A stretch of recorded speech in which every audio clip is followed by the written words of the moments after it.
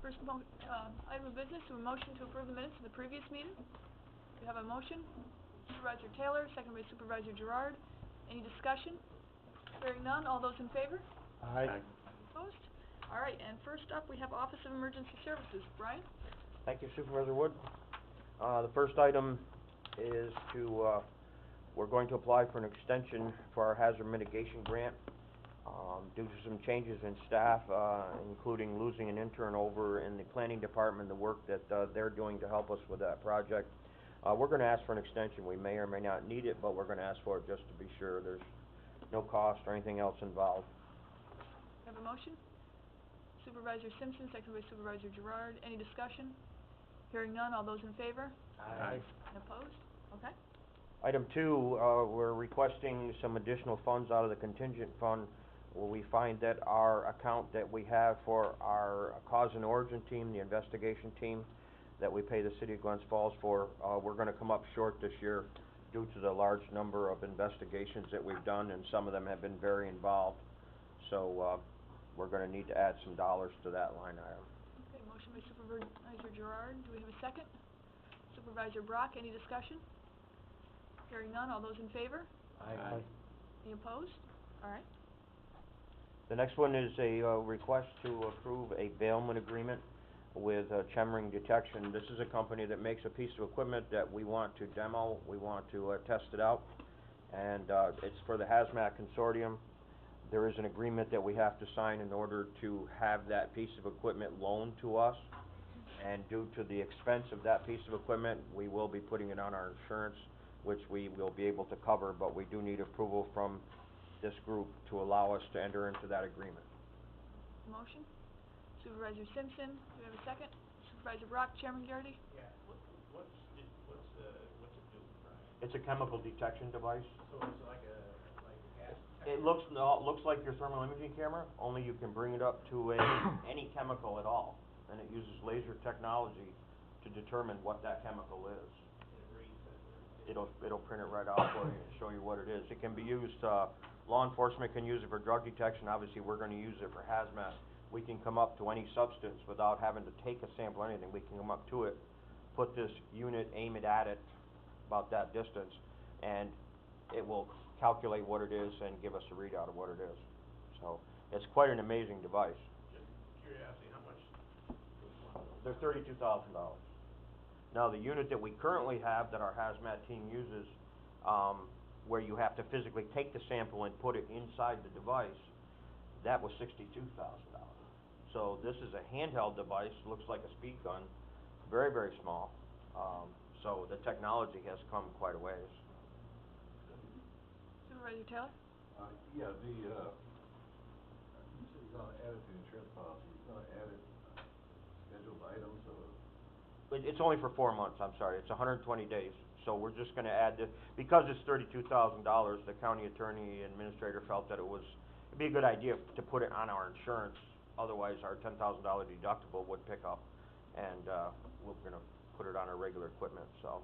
It's $64 for us to add it to our insurance for 4 months, so that's not a problem. Any other questions? Supervisor McDevitt? Help me, Brian, was there an incident dating myself a number of years back? Was it in Washington County where it was framed, it was Agent Red? Anhydrous ammonia. And there was a... Yeah, they had to evacuate a good portion of the village of Fort Edward. That was quite an incident. It sent about 80 people to the hospital. Yeah, that was quite an incident. Those cars are still there. They still rolling, the 10 of them into Glens Falls every day, going to Finch. But we keep an eye on them. Everybody's worried about the crude oil, but the other stuff is still there. All right, any other questions? All right, hearing none, all those in favor? Aye.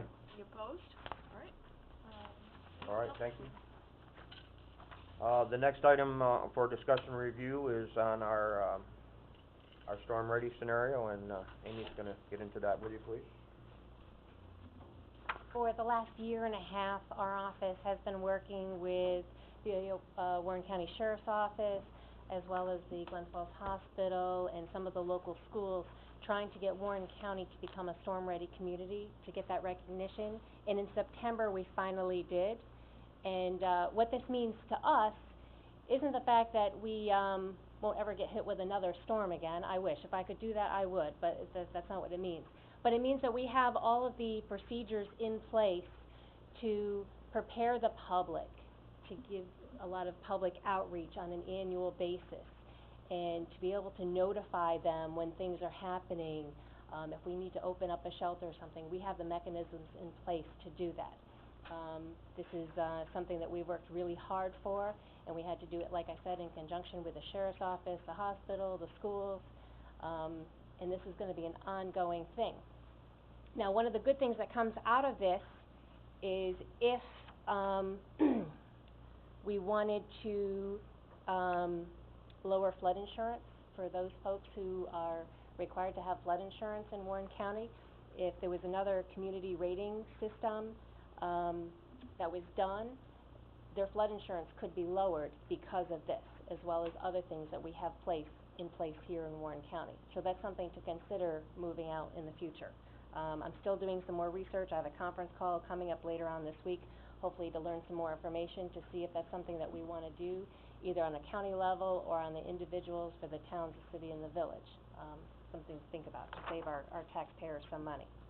Now, that being said, as far as the Storm Ready Community recognition is concerned, I believe it's on the agenda for December's board meeting for them to come, the National Weather Service, and do a presentation, and we'll get the, recognition that Warren County deserves for this. Thank you. Anything else this morning? I have nothing else. Okay, we'll move on to the sheriff's, I just wanna recognize, while Brian is here, Brian and Sean and the ERT team with the work they did up in, Horicon last week and the week before, on the, search for Mr. Messick. So it was, great seeing our county represented there. And I will add to that, Matt, you know, what you did, and especially your fire department and the group up there, the command center that you let them build inside your town hall, and the, what you supported them with. I mean, your fire department was feeding 150 people 3 meals a day. Yeah, I mean, I'm talking, this was huge. yeah, To sit in a room with 200 searchers, all volunteers that have come and take them all out into the woods, and most importantly, they all came back. And, it was an incredible effort, and your town, and especially your fire guys, deserve a lot for that. yeah.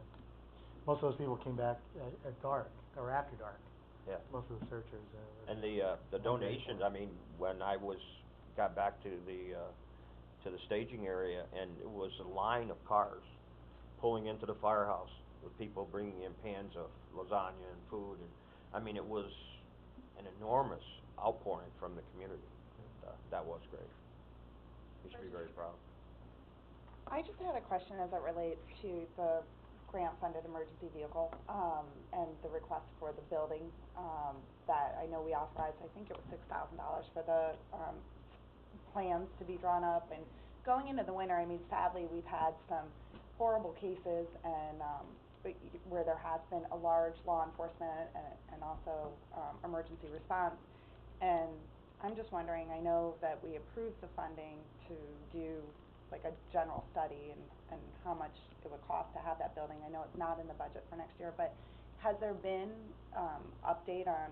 We provided all that information to the architect, that Mr. Tennyson recommended, the one that is on contract here with the county.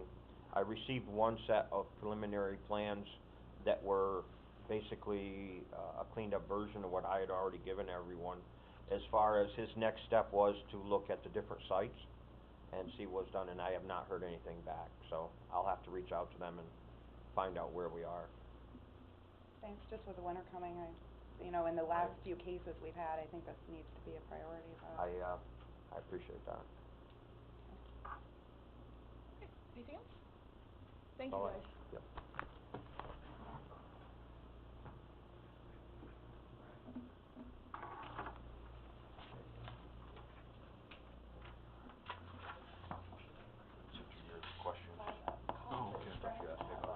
Thank you. Pumped up version of this plan. 300 people. It's incredible. On the budget anyway. It is. The only thing good is, Yep, all set, Sean. I'll check. Yep. Good morning. Sheriff York couldn't be here today, so I'm here in his place. I only have, one thing on the action agenda, is request a resolution to transfer funds. Looking to transfer $68,000 from our corrections part-time code to our law enforcement part-time, our overtime code to our law enforcement overtime, and $56,000 from our corrections part-time to our law enforcement part-time. Motion by Supervisor Taylor, do we have a second? Supervisor Simpson, any discussion? Hearing none, Just one resolution or for both I transfers? believe it's one resolution Sign the for same both. form, correct. Okay. Any other questions? Hearing none, all those in favor? Aye. Any opposed? Okay. I have, actually two topics for discussion. One isn't on the list. One is we filled a correction officer vacancy due to a resignation. It's at a savings of $4,848.02. And the second item that I just wanted to make the committee aware of is that we're shutting down our communication center. I believe it's gonna be the week of December 21st. We're probably gonna shut down for no less than 3 or 4 days. We have a company coming in that's going to put in, new monitors at each dispatching positions, new rack system. And at that time, we're gonna take the opportunity while that room is shut down to have a company come in and professionally clean the carpets, because they've never been cleaned in 10, 11 years. We've gotten two quotes thus far. One was $400 and one was $350 from local companies to come in and do that. So I'm gonna work with the county attorney's office to put together a contract to make that happen.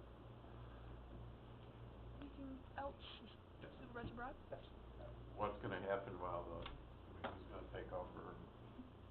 They'll move into our backup communication center, which Oh, is okay. in the basement of the municipal center. That may be going to Washington. No, they'll work right out of the backup center, while we're getting all that work done. As long as we're on it, what would happen if both went down? Would Washington? It rolled to Washington. Yeah. Our backup communication center is a backup for Washington. It's also a backup for us. The worst case scenario, if we were to lose everything in our county, we could move to Washington. Supervisor Simpson, did you have? How were the communications when you guys were back in the woods? In Radio Horicon? Yeah, was communications? it sketchy or was it good? It depends if you were in a valley or if you were on a mountain. If you were on a mountain, I could hear Glens Falls PD perfectly clear on my portable, but if you were in a valley, you couldn't communicate with anybody. Of course, cell service was Yeah. hit and miss, mostly miss. Could you temporarily set up like a antenna or something like that on a mountain or something like that? Well, it's interesting that you asked that. We did get grant money to purchase what's called a reportable feeder system. It's transportable. You could set that up anywhere, whether it's outdoors, indoors. It's powered by battery, solar, AC. It's something you could set up, but we didn't have that available to us at the time. How expensive is that? That system is a little over $17,000. We have one on order and grant money is paying for that. Okay. And it's something that can not only deploy in Warren County, but could be taken wherever it's needed. It's a resource to other communities as well. So that would have been a good thing during this. Yes, yes. Anything else this morning? If there's nothing else, we'll have a motion to adjourn. Supervisor Simpson and Supervisor Brock, all those in favor? Aye. Thank you.